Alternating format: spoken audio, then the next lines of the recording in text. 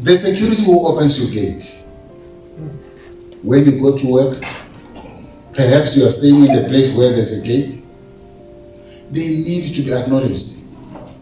You need to show gratitude to them. I think I shared this some other times ago.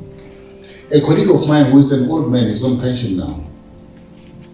He asked me one day, when you drive out of your house, and that man says, "Good morning, sir," with a big smile. And when you come back, "Welcome back, sir," open the gate for you. Is it okay to you to think that perhaps he has got an empty stomach? He's forcing the smile to you, because when you are hungry, you can't smile. Anyone, maybe it's me. Hey, when I'm too hungry, it's an effort to smile. But that poor man, he's doing that in order to show his love to you. And he's rendering a service. He's opening the gate for you. And when you think that he might not have eaten anything, what did you do about it? Just to give them a loaf of bread, without anything, whether he will eat it as it is, and his saliva will help him to drive the bread down, or he will make tea in his office, it will make a huge difference. Whether you have eaten brown bread, a dumpling, or you had scrumptious meal, the result is the same. You all have energy. Yes. And no one will know as to this one has got this energy driven from a brown bread, and this one was eating a very, very nice meal.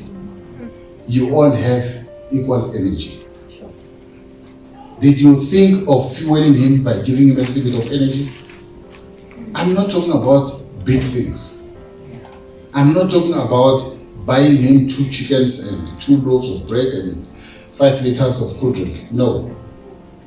Just a small thing to keep him going. You will realize that you acknowledge him. You acknowledge his service. And when you show gratitude to him, you are showing gratitude to God. When we serve other people, we are serving God. Number 4, choose to be humble.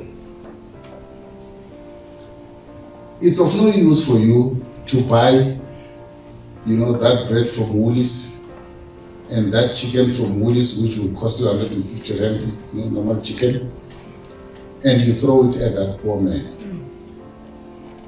He won't even appreciate it because of the manner in which you handed it to him.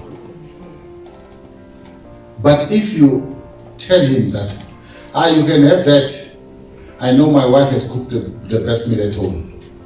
Today I'm going to have oxtail, choice of oxtail, king clip, salmon, all those kind of things. Bragging to that particular individual.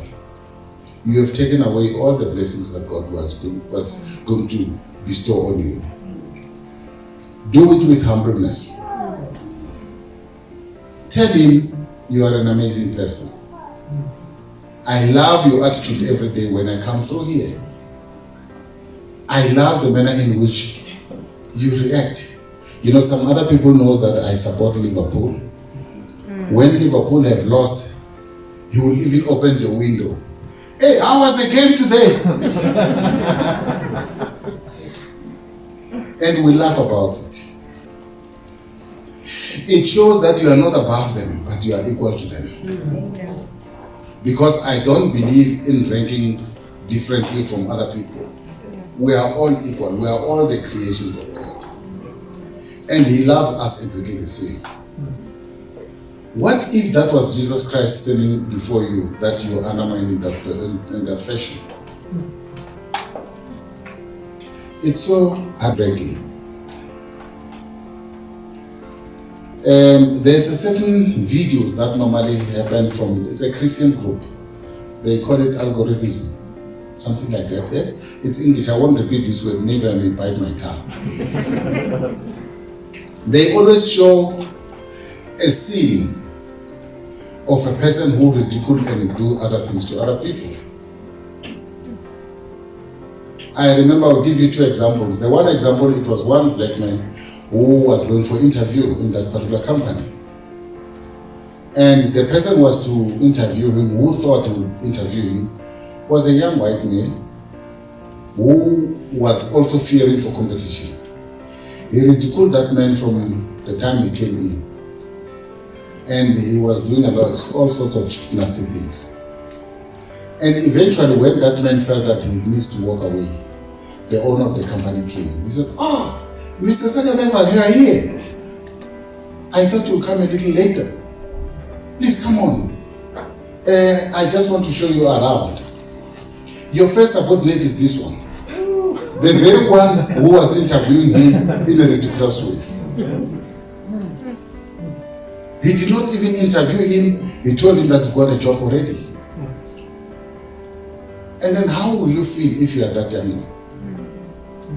The other one I saw it about 2 days ago. A lady who is very chubby, she's gifted. She went to this restaurant. She ordered very small quantities of what she wanted to have. And they said, "What's your name?" She said, she gave her a name. She decided to change that name to call her Feti. And when she ordered, just like at McDonald's, they are not the one that you order from is not the one who serves you, who prepares your food. They say, "Feti wants this and this and this, yet she's so fat." No. And she felt so horrible. And she told her that the amount that she was going to pay was just $7. And she looked at her. I said, "Only $7. She didn't know that she has broken that woman. She just ran out of the shop. And she stood by the corner and started crying. Because at that time she was in the process of trying to reduce weight. And while she was still crying, a certain young man addressed that waiter and told her where to get off. Then she decided to go out and meet her and apologize. As she was apologizing, the owner of the restaurant came. He said, "My baby, why are you crying?" Actually, that was the daughter of her boss. Do we want to be ridiculed like that? Because all the people that we meet, they are God's children. Let us choose to be humble and not ridicule them. And that goes without saying. And anyone with any sense already knows that. Therefore, it is not necessary for you to tell anyone how amazing you are. They say self-praise is not recommendation. But you must tell other people how amazing they are. We are not sure of how amazing you are talking about. What is it that you have different from other people, except that perhaps you are worse because of your stinking attitude, your pride.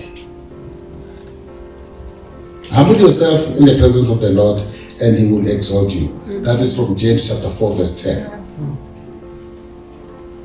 This goes beyond simply holding back on expressing your individual greatness. It extends to the attitude you express when faced with trials in life. Choosing to be humble and grateful for the chance to overcome rather than angry and bitter over the challenge shows gratitude for God's plan and guidance. It demonstrates your trust in God and His wisdom. So let us not take it lightly when we have to humble ourselves.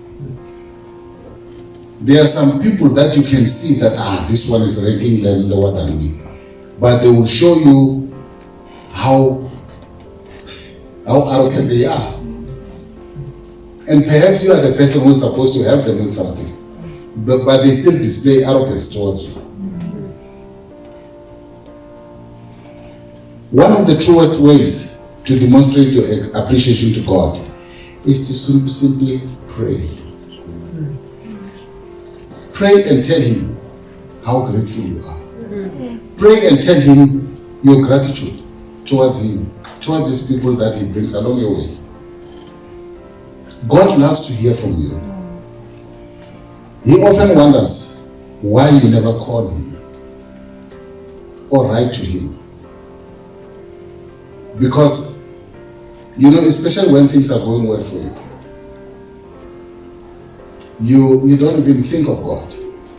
You don't even think of praying. It's only when the popo hit the fan that, oh my God, oh, it's your God now. Seriously? Though prayer is the simplest and surest way to convey appreciation to God, sincere, simple prayer, given from the heart and expressing your thanks for the wonderful life you have been given, will touch God deeply. There are no hard and fast rules about praying. Just come to God as you are. Even if you have never prayed before, it is never too late to start. Sometimes we start from those churches where the people who pray, they know how to pray. They are very eloquent. It seems like their words have been rehearsed. And you think, hey, this is the only way in which God can hear me. And you try it and you fail by far from expressing yourself in that fashion. And you get discouraged thinking that God won't hear you. You know what? God does not even need those formalities. Yes. Talk to him like you're talking to your friend. Yeah. Talk to him like you're talking to your dad. And just tell him, pour out your heart to him. We've been studying the book of Job. When Job was responding to what his two friends said, and he decided, I will speak to God. He answered them, but later he decided to talk to God. You can hear he's not praying like that prayer that we have with our hands together. Oh, Father, No, he's just talking to God. He's just talking to him like a friend. And he tells him, he pours out his heart about what he's feeling. And he's still showing that God is forever great. No matter how deeply hurt you may feel, you still have to show gratitude. I think many of us here, if we could go through what Job did, I would be gone. We will just be dead by now. But Job appreciated God, and he knows that he can do anything and everything at any time. Unfortunately for Job, he did not have the truth that we know, that Satan asked to touch him. And God allowed him to do that. So it was not God who was doing all those things. It was Satan. It was the devil. But because you and I read from the onset where it was revealed, we don't know. We don't really attach much weight. Every day it's a testimony to God's work in your life. Take time every day to express your gratitude for that life, and it will promote a sense of joy in everything you do. Appreciate the job God has given you, as someone is praying every day for you to get a job. Appreciate the house that you have, or shelter that you have. Whether you bought it, you paid for it fully, or you are renting it, but at least you are under a roof.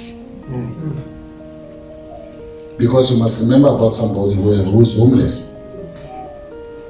And as I said initially, that his mansion is under the bridge. Or someday he's sleeping in open. When you drive through Great North Road and you get to North Mid and Faramia area, where there is a McDonald's, opposite McDonald's, there is a man who made his bed in the island there.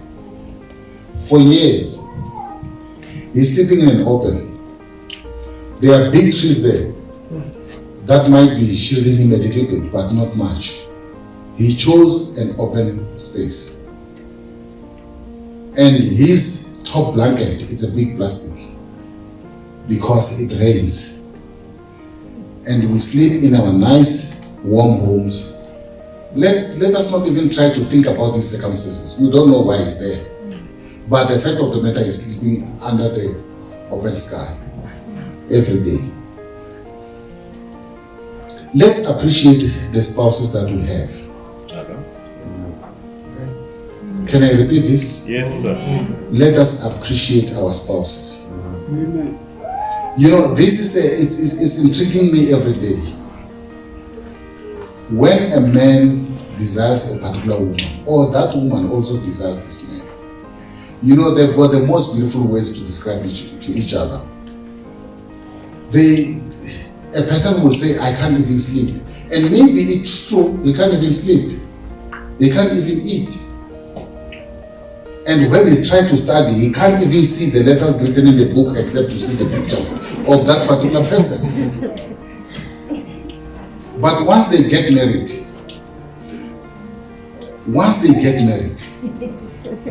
that is the worst enemy that you are sleeping with. All bad things are associated with your spouse. If there's anybody that you need to ridicule, it's your spouse. We don't appreciate what they are doing for us. As for me, I can't even cook. You know, one day I was left alone in the house and I thought I had to clean the house. I started from the bedroom. I said, I'll see it later. Let me know.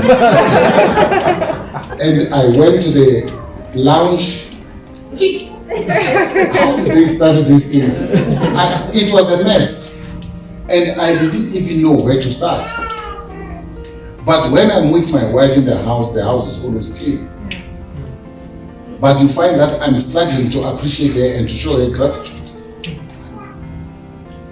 A friend of mine told me after her husband died, she asked him a few weeks before his death, do you really know, Benji, you know, your duty roster for this house? Do you know your responsibilities? Because you seem to be useless. And she said all sorts of things. And unfortunately, he passed on unexpectedly. And after he died, she realized the void that he has left. You were stressing here. Hey, this part, hey, this whole, so many things. And she became so much overwhelmed. She said, I only appreciate him now. Unfortunately, he died without knowing that I appreciated. I will appreciate what he has done. So we should not take each other for granted as spouses. Amen. Each time, remember the day when you saw her for the first time and she made your heart to almost stop. She's still the same person. That very beauty that stunned you, that beauty is still here. Nothing has changed. Getting used to her does not mean that now she has changed to worse. I saw a very old man and a very old woman walking together, holding each other's hand. The knees are buckling, you know, they are no longer. And I spoke to that couple. And the old man said, hey, this is my girl. She doesn't even have one tooth left.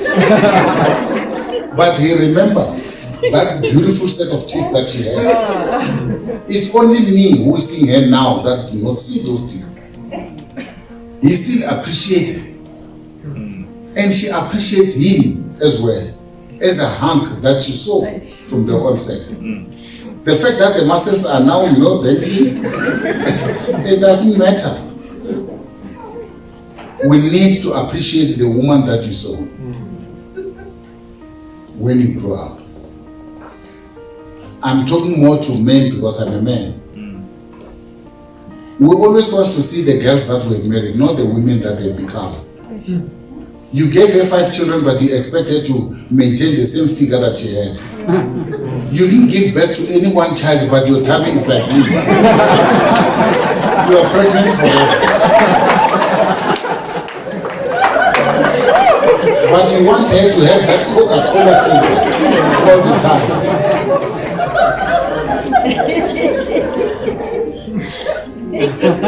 Let's appreciate our spouses. Hallelujah. Let us not take them for granted.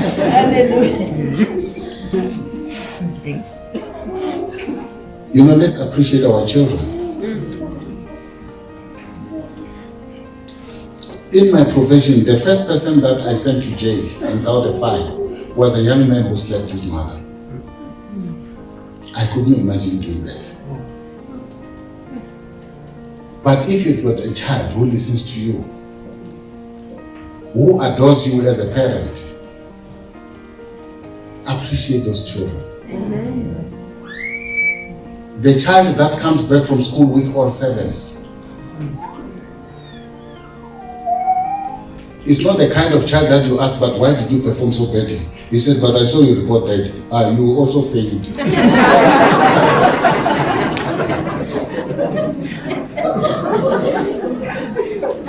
Let's appreciate those children and show gratitude to what they're doing. At the same time, children, don't take your parents for granted.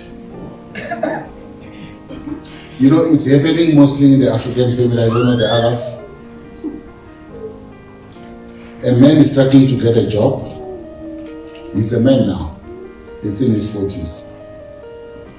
And he says, yeah, I went to the Sangoma this side. He told me that your mama is the one who's bewitching me. Really? Do you remember when you were so vulnerable? You were a few days old. And she took time to look after you. She took care of you. You couldn't even go to the toilet, remember? She withstood all those things. And today she's the one who's causing you problems. Are you not the one who's causing problems? Let's appreciate our parents. We don't know what they endured when we were still very young. We don't know what they are enduring even now with them in your life. Let's appreciate and show gratitude. When you show gratitude to your parent, you are showing gratitude to God because it's your super parent. Let's appreciate the cars that we have. I might be driving my old Corolla, but it's taking me from point A to point B. Let me not just look at that man who's driving his S63 AMG and think God does not he loves me less. Remember, there's somebody who is busy cycling and it's raining and you pass with your Corolla. You really, really appreciate that car that you're in. He's wet in that particular bicycle. Somebody does not even have a bicycle. He dreams of having at least a bicycle. Let's appreciate what God has blessed us with. Somebody does not even wish to have a bicycle. He wishes he could have had legs. Because even if he could have a bicycle, he won't be able to ride on it because it doesn't have legs. Somebody will come and say that, hey, my legs, they are so thin, they are like toothpicks. At least you've got legs. There may be toothpicks in your eyes, but at least you've got legs. Somebody doesn't have those legs. I'm just trying to demonstrate how trivial we can be with very small things. Let's appreciate the plate of food that is laid before us. Because somebody is going days without any meal. Let's appreciate the family that we have. They are the pillars of our strength. When you are weak, they are the ones who pick you up. And when you are in need, they are the ones who provide for you. Appreciate friends who comfort you when you were distressed and help you in time of need. Count your blessings before you start complaining. Appreciate God and give your gratitude to Him. Somebody told me that if you want to know somebody who complains a lot, it's a duck. And the one who doesn't complain, even if he's being provoked, it's an eagle. And the ducks, they like to provoke the eagle, and they cannot do the eagle anything. But the eagle, instead of fighting back, he flies high. And the duck will try to fly. You know the ducks can't fly much. They'll just fall back down. So let us remember that God has given us those wings. Let us soar high in the heavens and move away from those who complain a lot and bring it down. Let's appreciate God and show him gratitude. God bless you. Hallelujah.